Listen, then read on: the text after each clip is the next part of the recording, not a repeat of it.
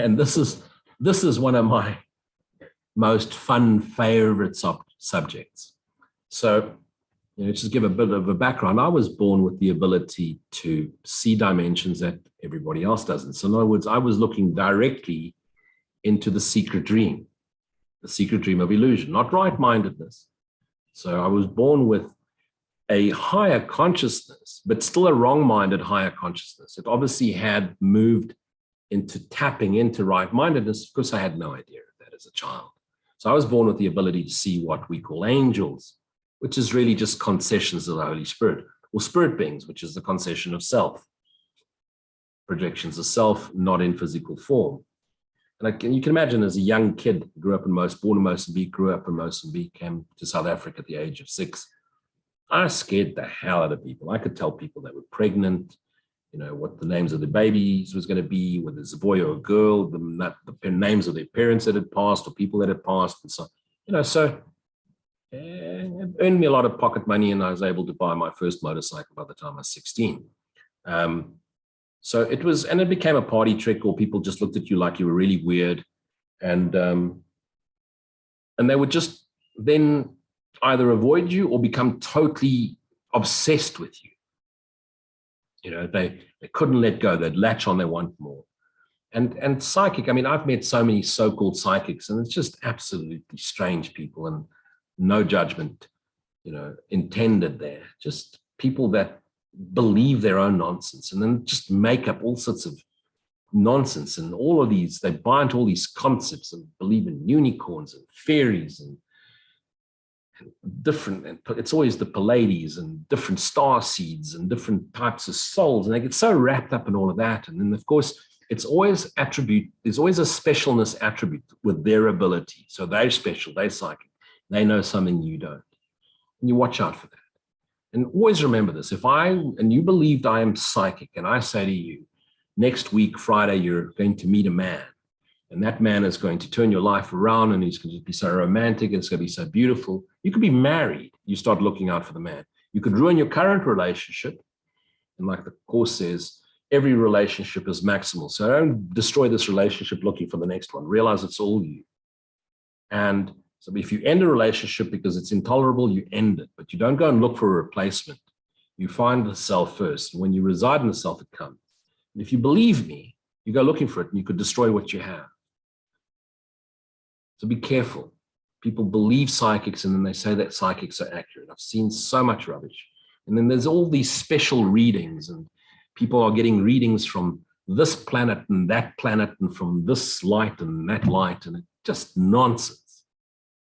The direct path, Holy Spirit, which eventually becomes known as the self, your highest self, the Holy Son of God self. Let's go direct there. Let's not intercede with all of these tarots and angel cards, crystals and psychic people and readings. And you don't need a reading. Why do you want a reading? Because you fear the future. Why? Because it's uncertainty. Why? Because you're not present here now in total peace. So if you're not present here now in total peace, how's the future going to be any better? Because right now, you're vibrating, resonating at the energy, which is creating your future. It's as simple as that. So are psychic powers desirable? No, absolutely not.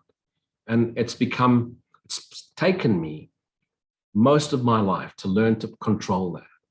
Because really, do you want to hear what other people are thinking? Do you really want to? You think it's cool? People say insulting things in their heads, and then they smile at you when they greet you. Do you really want to hear that?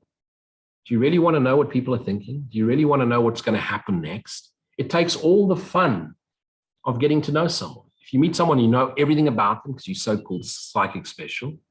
You want that? Isn't the whole joy of the expression, the experience, the knowing in space-time to really realize I'm seeing aspects of myself reflected back at me and you? So the answer to this question is much like the preceding one. There are, of course, no unnatural powers. So either all of us are psychic, which we are, because it's one mind, and there's no secrets in the mind. And the only difference is your level of awareness. And the more aware you are of self, the more access you have to that. That doesn't mean that you know yourself. So you can have the awareness of all of that aspect of nature and the essential nature, but be completely oblivious to self. And that's what I often see in the spiritual realm. So they have that sense of, but that sense of always gets played out in some form of specialness. Okay. And so nothing's unnatural. Every single one of us has the same ability. Of course, it plays out through our different filters and appears to come through difference. Okay. And it is obviously merely an appeal to magic to make up a power that does not exist. It is equally obvious. It doesn't exist in true reality. Why? Because we're all mind within mind. Son of God is one with the sonship, unaware of himself as different from all the rest of the light, which is the love of God extended. It is equally obvious, however, that each individual has many abilities played out differently, of which he is unaware. Intuition, sense of self, sense of awareness. As his awareness increases, he may well develop abilities that seem quite startling to him. And you've all got those deja vu moments, moments of pure bliss, pure understanding, pure knowing. And then you search for that again. So you have those moments and then you go looking for it again.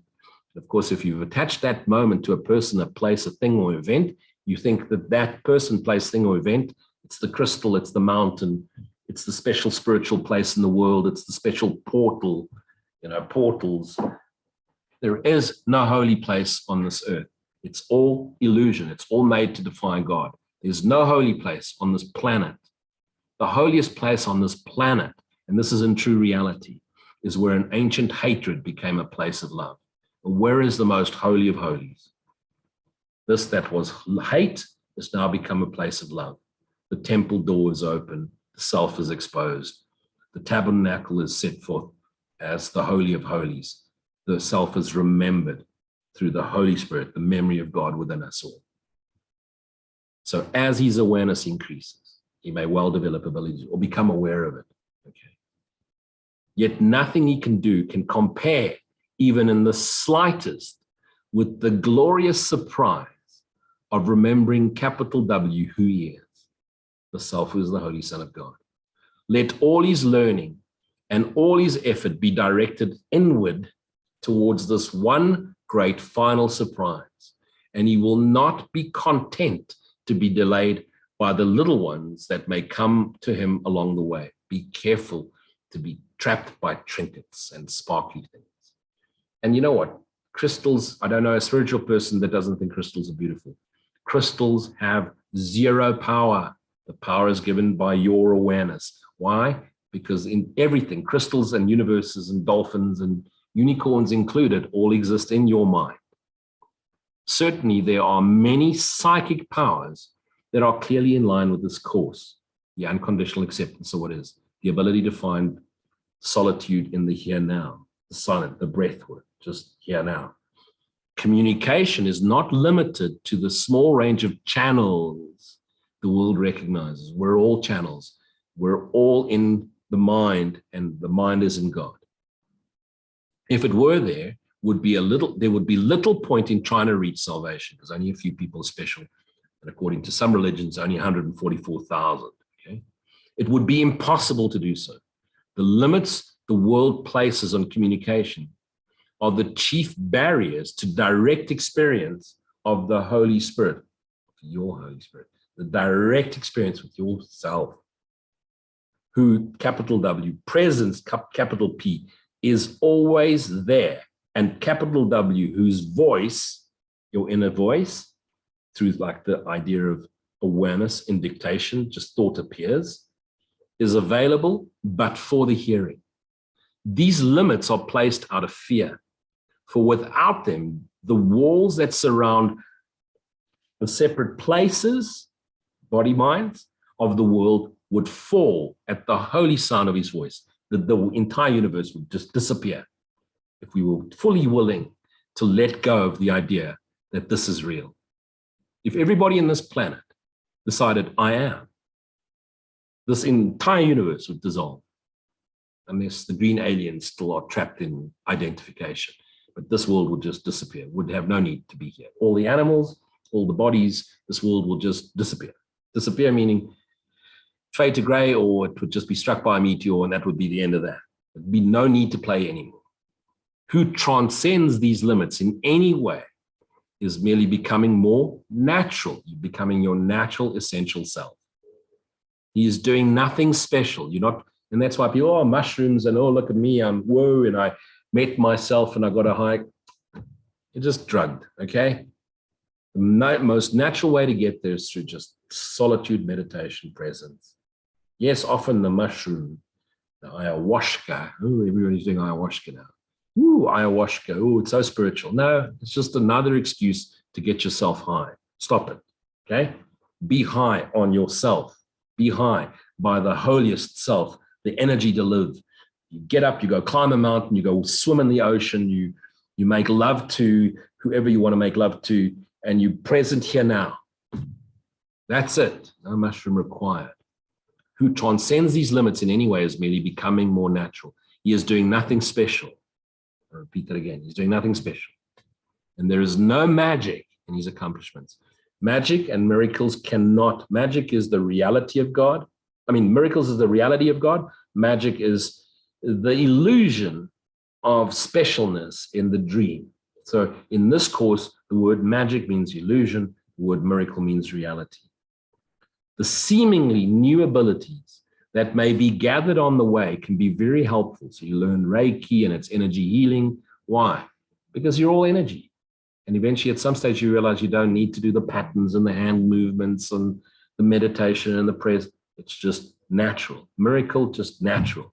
Just choose to see the vision that God shows you, that everything is permanently healed, and everything meaning there's actually nothing to heal because everything is permanently self. Given to the Holy Spirit, given to you the memory of God, your highest self, and under his direction, they are valuable teaching aids. To this, the question of how they arise is irrelevant. The only important consideration is how they are used, lovingly or not at all. Taking them as ends in themselves, no matter how this is done, will delay progress, and people get so trapped in magic and the crossing over shows. And stop it. Just stop it. There's no one special here, and you don't know anything more than anyone else. And all you're telling people is what they already know about themselves, but because you're special and you know it, while you're just validating what their ego needs to hear. Stop it. Nor does their value lie in providing anything. Achievements from the past, unusual attunement with the unseen. I see dead people. Or special favors from God. Oh, God's going to give you healing because you're special. It's all, everybody is healed permanently. God's grace affects everyone. Everyone is awakening. There's no one going to go to heaven and the rest are going to burn in hell because of whatever reasons. God gives no special favors. Why? Because he doesn't know, first of all, that you exist as a body mind. God is only aware that his son is dreaming. God is unaware that in his son's dream, there's 8 billion of us. Completely. God has no idea what Jupiter or Mars or our sun looks like, because God is completely unaware of the makeup of the universe. God is simply aware his son is dreaming, and he's aware that his son is dreaming a dream that is making him unhappy. Hence, he's spoken his voice into the dream and said, wake up, let there be light, return to me. That's it. Anything else is simply illusion. God gives no special favors, and no one has any power that are not available to everyone. Only by tricks of magic are special powers demonstrated. And I remember I was, for many years, the stage psychic dude, and I would just sit there and I would just tap in. And now I know there's no secrets in the mind. And as those filters disappear, that's how I knowingly knew myself. And since the self has dreamt all these characters, I naturally know all of you as myself. That's what Christ mind means, right-mindedness. And does that mean that when you move into right-mindedness, you'll have access to everybody? Absolutely, but it may not be needed. And if it doesn't serve you, it won't be given you, because it will be by his direction. If it's going to derail you, Holy Spirit's never going to give you access to the awareness of the gift that is going to derail you and take you somewhere else. Nothing that is genuine is used to deceive. The Holy Spirit is incapable of deception, and he can use only genuine abilities. What is used for magic is useless to him. but what he uses cannot be used for magic.